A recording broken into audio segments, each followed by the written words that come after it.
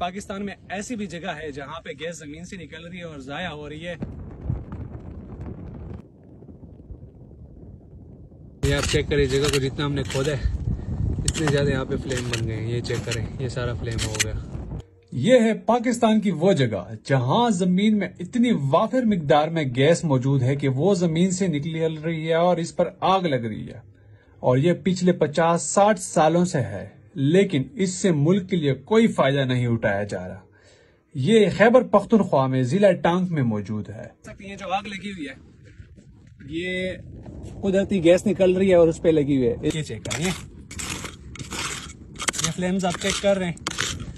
ये देखें, सेम ऐसी जगह देखने के लिए आपको टिकट बननी पड़ती है।